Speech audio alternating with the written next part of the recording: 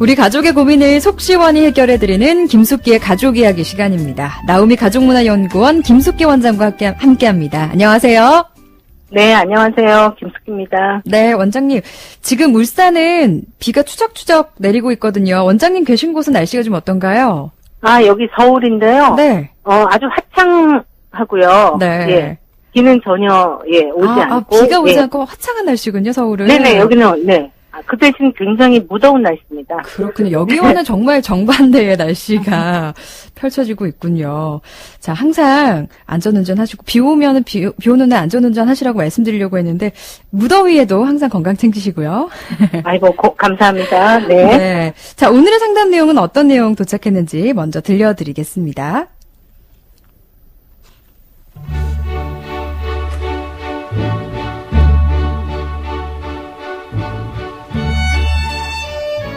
제 나이 올해 67입니다. 얼마 전 퇴직을 했는데요. 퇴직을 하자 아내가 갑자기 돌변했습니다. 그동안 제가 돈 관리를 해왔는데 이제는 자신이 돈 관리를 하겠다고 하네요. 저보고는 용돈을 타서 쓰라고 하고 말이죠. 통장이며 적금, 보험까지 모두 자기가 관리하겠으니 다 내놓으라고 합니다. 집도 땅도 공동 명의로 해두자고 난리고요. 지금껏 아무 탈 없이 잘 관리를 해왔는데 갑자기 왜 그러냐고 따져도 막무가내예요. 그동안 자신은 너무 모르고 산 것 같다면서 경제권을 내놓지 않으면 집을 나가겠다라고 엄포를 놓기도 합니다. 결혼 초기 때는 경제권 문제로 한 번도 다툰 적은 있었습니다. 한 번. 하지만 전 돈에 있어서는 남에게 맡기지를 못하겠더라고요. 그래서 그 이후로 쭉 제가 경제권을 가지고 있었고 아내는 생활비를 타서 썼습니다. 이제 와서 그게 한이 된 걸까요? 아직도 저는 아내가 믿업지 못합니다. 그래서 경제권을 내줄 생각이 없어요. 그런데 아내도 이번엔 쉽게 물러설 기세가 아닙니다. 이제 어떻게 해야 할까요?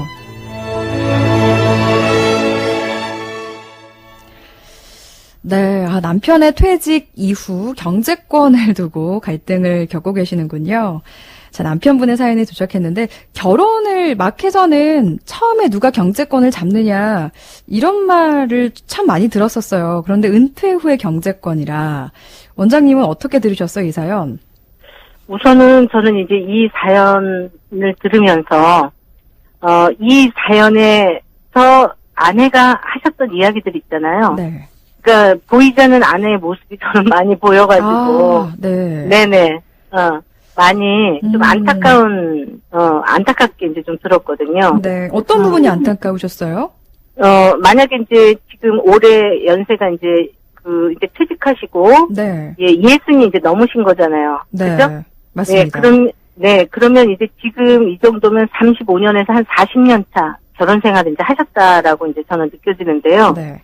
그동안의 아내가, 갑자기 때를 쓰듯이 이게 아니고, 계속 마음에 담아두고 있고, 그 다음에 남편이 본인을 믿업지 못해 하고 있다라는 거를 이제 알잖아요. 그리고 돈에 대해서는 아주 철두철미하게 남편이 다 관리를 하고, 생활비 이제 타서 쓰면서 이렇게 했기 때문에, 그동안에 자존심 상한 것도 많이 있었을 거고, 네. 그 다음에 이야기는 하지 않았지만, 나는 도대체 뭔가 이제 이런 생각도 있었을 거고, 이제 그런 감정들이 이제 다 연결이 된다라고 할 수가 있는 거죠. 그러니까 갑자기 변한 게 아니라, 네. 40년을 사시면서 그동안 서운했던 것도 있을 테고, 그런 마음이 이렇게 복합적으로 이루어졌다는 말씀이시죠? 네, 근데 이제 그 서운한 감정이 다른 서운함이 아니고 돈과 관련되어져 있는 서운함인 거예요. 네. 그러다 보니까 돈과 관련되어진 상처가 있고 서운함이 있으면 그 부분에 대한 보상을 받기를 원해요. 네.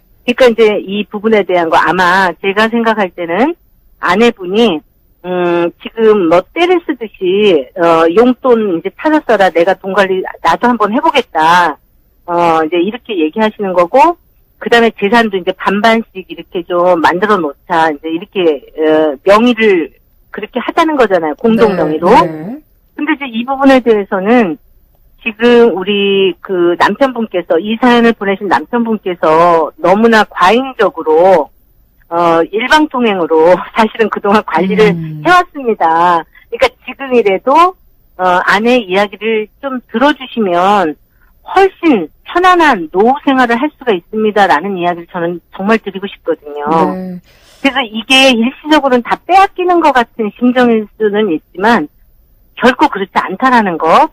왜냐하면 집당 공동명의로 해달라는 거지 아내 명의로 가져가는 거 아니거든요. 네. 그렇기 때문에 이 부분에 대한 거를 그래 그러면 한번 알아보자 이런 태도와 자세를 좀 보여주셨으면 좋겠고 그동안 나랑 살면서 35년 40년 동안 고생 많았다. 당신이 그러면 그 부분에 대해서 한번 해봐라. 이렇게 하고 그 다음에 믿업지 못한 부분은 옆에서 조금 예를 들면 아내가 관리할 수 있는 그 영역과 그 다음에 이제 남편이 이제 큰 그림에서는 전체적인 거는 또 관심을 갖고 이제 함께 관리하면 되는 거거든요. 네, 맞아요. 네. 그리고 첫 숟갈부터 뭐 관리를 다 할 수는 없어요. 그러니까, 이거를 하나씩 아내도 이런 생활을 한번 느껴보고 경험해보고 싶은 거예요. 내가 돈 관리를 하면서 내 마음대로 요렇게 여기는 어디에다 쓰고 여기는 어디다 쓰고 이러면서 그런 걸 운용을 좀 한번 해보고 싶지 않을까. 저는 그런 부분을 좀 받아주셨으면 좋겠어요. 네. 아내의 입장에서 조금만 더 배려해서 대화를 해봐라 이런 말씀을 좀 해주셨는데요. 네. 그동안에 충분히 좀 아내를 믿고 한 번쯤은 맡겨도 될 법한데 왜 이게 쉽게 되지 않으셨을까요, 남편분은? 그러니까 이 남편분이 이제 말씀하신 것처럼, 네. 저는 돈에 대해서는 좀 예민합니다. 이제 이 부분하고. 그 다음에 모든 부분에 대해서 내 손을 거치지 않고는, 믿업지가 않다. 이제 이런 생각을 갖고 계신 분이 있고요. 네. 그리고 이제 완벽주의적인 어떤 성향이 있고 아주 꼼꼼하고 세밀하신 분 있죠. 네. 그런 분들은 남한테 사실 잘 못 맡깁니다. 아. 이 돈뿐만이 아니고 이 경제권은 돈이 예를 들면 가정생활에 있어서 돈이라고 하는 거는 굉장히 중요한 이제 가치를 두는 거잖아요. 네. 그렇기 때문에 더더욱 손에 못 놓을 거고요. 그리고 아마 다른 부분들도 아마 내가 다 일일이 간섭하고 내가 해야 한다라는 아마 생각을 좀 가지고 있으실 수도 있겠구나라고 저는 그렇게 느꼈어요. 네. 네. 그래서 이제 그 성격이죠, 이제 어떻게 보면. 네. 그러니까요. 이제 퇴직을 하셨고요, 남편분은. 이제 아내와 알콩달콩 좀 재밌게 사실 날만 남았는데, 이렇게 갈등의 이야기를 들으면서 좀 안타까운 마음도 있었습니다. 조금 더 대화를 하셔서 잘 풀어가셨으면 좋겠는데, 그게 네. 퇴직 후에 대화를 하려고 해도 참 서로의 마음을 알기가 어려워요. 이게 젊었을 때부터 대화를 꾸준히 이렇게 해오신 분들은 대화가 통하겠지만. 쉬운 방법을 제가 알려드릴게요. 네네.